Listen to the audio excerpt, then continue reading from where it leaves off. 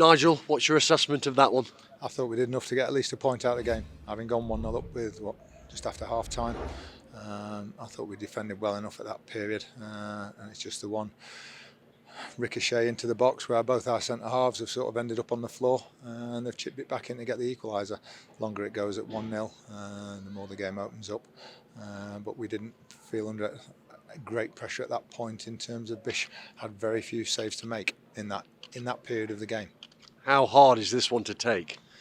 Huge, but the winner comes from the two young fullbacks, unfortunately. One cross from the left, and then James Clark's gone under it at the other end, and it's actually gone under Nathan Bishop. I think he said it's almost rolled down his shin. So I think there's an element of misfortune about that one, but it is comes from the two young fullbacks. We couldn't quite see it out. Let's speak about the positives. The first was the goal. Very well worked free kick. Yeah, it's just what we've been asking for. Put the ball in the right area and attack it in a goal-scoring position. We did both things and got the goal. And you're looking then for it to really sort of energise everybody and say, come on, we've got 35, 40 minutes now, everything we can. Some players did that, some players didn't.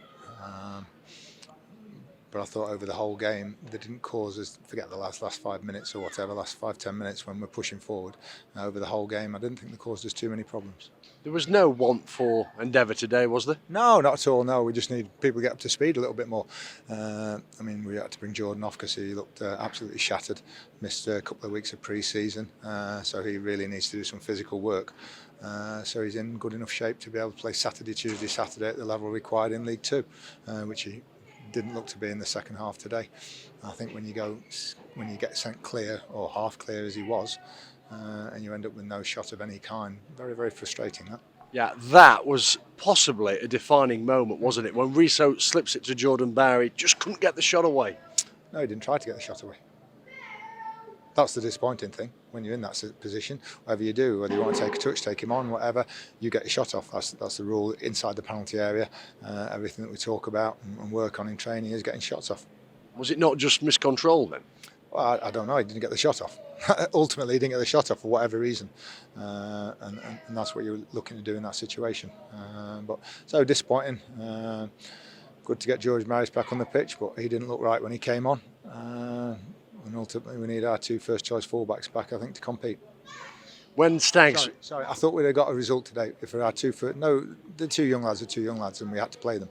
But I think if we'd have had our two first-choice fullbacks out there today, any two of the one of the right backs that we've got, Perch, Hewitt or Gordon, and Macker at left back, I think we'd have got a result today.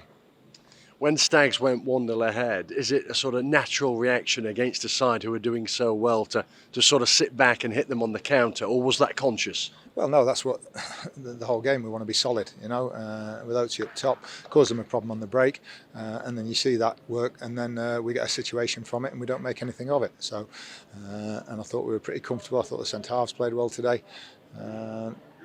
Not comfortable in the wrong sense. The longer than the game goes, the more desperate they get. Through another striker on, inevitably they're going to be putting us under pressure. You mentioned the two players out, Hewitt and McLaughlin. Can you bring us up to speed with both of those? Yeah, both got injured the other night in the draw with Port Vale. So hoping another week, and they'll both should be okay for next week. What about other players? Any likely to return for Tranmere? Don't think so. Obviously, we have George Lapsley now suspended. I think that was his 5th booking today, which, once again, we talk about a lack of thought on a football pitch. I said to him, when you're on 4 bookings, the last thing you do is stop a quick free kick being taken. And now we lose a very important player for next week. Lack of thought, lack of clarity when you go out there as a player, which is what you're looking for good decisions to be made on a pitch. And that was a very poor one. You have made a new signing, John Joe O'Toole. Could he be ready for next weekend? Yeah, we might give him a game depending on what night this game at Wigan is. He has played a couple of games and he has been training for the last sort of 8 weeks with Walsall and then with Stevenage. So he's relatively up to speed. That's why he was in the 18 today. So we'll see how he goes this week. Are you confident that Stags can get a win by hook or crook with the current group, or are you desperate to get your senior players back? Well, both. I think the two go hand in hand. I think we get our win when we get our senior players back. We've been very, very close to it in the last 4 or 5 days.